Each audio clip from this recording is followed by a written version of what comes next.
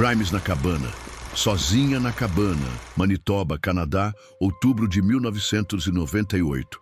Sarah Mackenzie tinha 23 anos e estava no 7º mês de gravidez quando desapareceu da pequena cidade de Pine Ridge. Seu pai, Robert Mackenzie, um mecânico aposentado de 58 anos, passou 3 semanas procurando pela filha antes de recorrer às autoridades.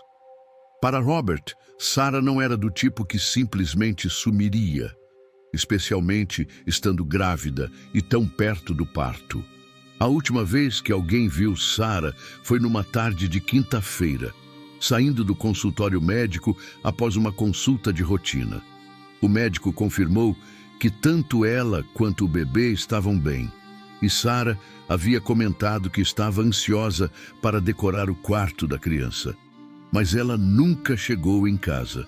Seu carro foi encontrado 2 dias depois, num estacionamento de supermercado, com as chaves ainda na ignição e a bolsa intacta no banco do passageiro.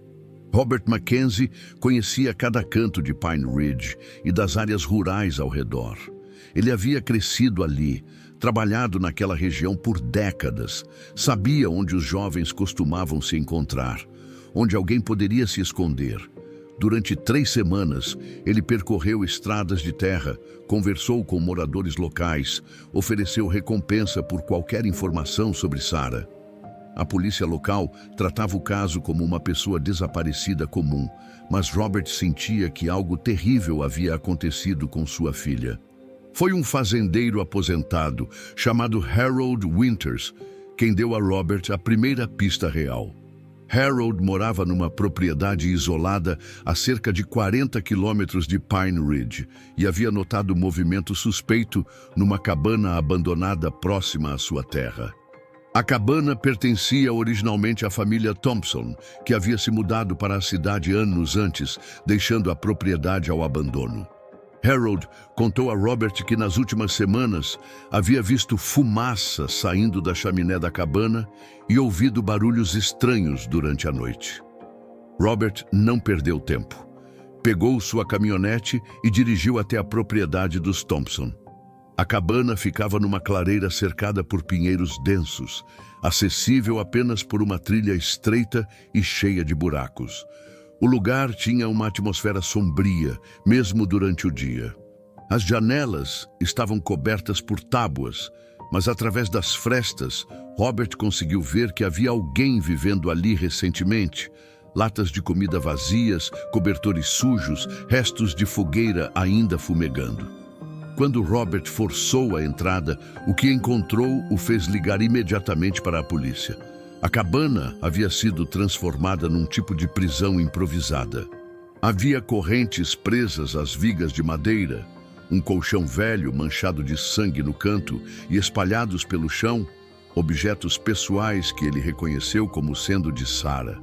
Sua carteira, um anel que ela nunca tirava do dedo, roupas rasgadas. O sargento James Morrison e sua equipe chegaram à cabana em menos de 1 hora. Morrison era um veterano da Polícia Montada do Canadá com 20 anos de experiência investigando crimes violentos. Mas mesmo ele ficou perturbado com a cena que encontrou. Além dos objetos de Sarah, havia evidências de que outras mulheres também haviam sido mantidas naquele local.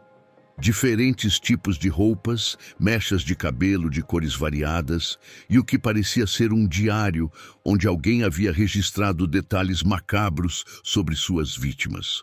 A investigação tomou uma reviravolta quando Harold Winters procurou novamente a polícia, dessa vez com informações mais específicas.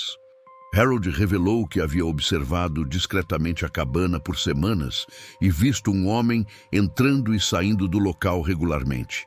Ele descreveu o suspeito como sendo alto, magro, com barba ruiva, dirigindo uma caminhonete azul velha. Harold tinha até anotado parte da placa do veículo. Com essas informações, os investigadores rapidamente identificaram o suspeito como Derek Paulson, um homem de 34 anos com histórico de violência doméstica e agressão sexual. Paulson Havia se mudado para a região 6 meses antes, dizendo aos vizinhos que estava fugindo de problemas conjugais em Winnipeg. Ele morava sozinho numa casa alugada nos arredores de Pine Ridge e trabalhava esporadicamente como madeireiro. Quando a polícia chegou à casa de Paulson para prendê-lo, encontraram a residência abandonada. Mas no porão, descobriram mais evidências perturbadoras. Fotografias de várias mulheres jovens, incluindo Sarah, e o que parecia ser um planejamento detalhado de sequestros. Havia mapas da região com rotas marcadas, horários anotados de quando certas mulheres saíam de casa para o trabalho e uma lista com nomes e endereços. Derek Paulson foi localizado 2 dias depois tentando cruzar a fronteira para os Estados Unidos. Durante o interrogatório, ele inicialmente negou qualquer envolvimento no desaparecimento de Sarah. Mas confrontado com as evidências encontradas na cabana e em sua casa, Paulson finalmente confessou. Ele revelou que havia sequestrado Sarah quando ela saía do consultório médico, forçando-a a entrar em sua caminhonete sob ameaça de arma. O que Paulson contou em seguida chocou até mesmo os investigadores mais experientes. Ele havia mantido Sarah prisioneira na cabana por quase 2 semanas, alimentando-a minimamente e a mantendo acorrentada. Sarah havia implorado pela vida do bebê, oferecido dinheiro, prometido não contar a ninguém sobre o sequestro se ele a deixasse ir. Mas Paulson tinha outros planos. Ele pretendia manter Sarah até que ela desse à luz e depois se livrar dela. Sarah Mackenzie morreu na cabana abandonada, tentando proteger seu filho não nascido. Paulson admitiu que ela havia entrado em trabalho de parto prematuro devido ao estresse e às condições precárias em que estava sendo mantida. Sem assistência médica adequada, tanto Sarah quanto o bebê morreram durante o parto.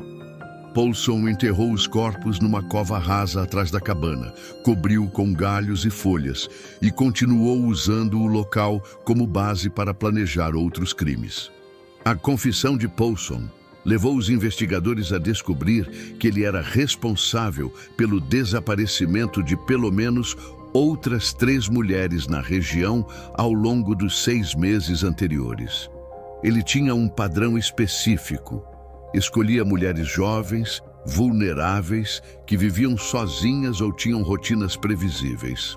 Paulson estudava suas vítimas por semanas antes de agir, aprendendo seus horários, identificando momentos em que estariam isoladas. O julgamento de Derek Paulson causou comoção em toda a província de Manitoba. Ele foi condenado por 4 homicídios em 1º grau e sentenciado à prisão perpétua sem possibilidade de liberdade condicional por 25 anos.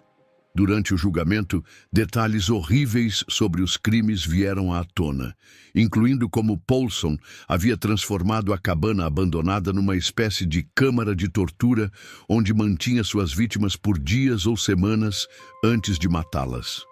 Robert Mackenzie nunca se recuperou completamente da perda de Sarah e de seu neto não nascido.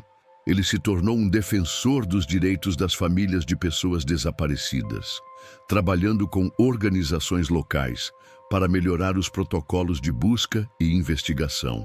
A cabana dos Thompson foi demolida pouco depois do julgamento, mas o local ainda é lembrado pelos moradores de Pine Ridge como um símbolo dos horrores que podem se esconder nos lugares mais isolados. Harold Winters, a testemunha que forneceu as informações cruciais para a investigação, foi reconhecido pela polícia por sua coragem e atenção aos detalhes. Sua decisão de observar discretamente a atividade suspeita na cabana e relatar suas observações às autoridades foi fundamental para resolver não apenas o caso de Sarah Mackenzie, mas também para identificar Derek Paulson como responsável por outros crimes na região. O caso de Sarah Mackenzie destacou a importância das comunidades rurais manterem vigilância sobre propriedades abandonadas e relatarem atividades suspeitas às autoridades. Também levou a mudanças nos protocolos policiais para casos de pessoas desaparecidas, especialmente quando envolvem mulheres grávidas ou outras vítimas potencialmente vulneráveis. A história de Sarah Mackenzie e a busca desesperada de seu pai serve como um lembrete sombrio de que predadores podem usar locais isolados como cabanas abandonadas para cometer seus crimes mais hediondos. Foi o amor de um pai e a coragem de uma testemunha que finalmente trouxeram justiça para Sarah e suas outras vítimas, mesmo que tenha sido tarde demais para salvá-las. Para aqueles que quiserem mergulhar mais profundamente nesta investigação perturbadora e em outros casos similares que exploram como criminosos usam locais isolados para seus crimes, assistam episódios completos desta série através do nosso IPTV. Entrem em contato conosco, tirem suas dúvidas e aproveitem nosso teste gratuito sem contrato, sem anuidade. Tenham acesso a este e outros documentários investigativos que revelam os segredos mais sombrios escondidos em lugares remotos. Acompanhem mais histórias reais de crimes e investigações aqui no canal. Se inscrevam em nosso canal Crimes Contados, em memória de Sarah Mackenzie e de todas as vítimas que perderam suas vidas nas mãos de predadores que se escondem nas sombras. Que suas histórias sirvam como alerta e nunca sejam esquecidas.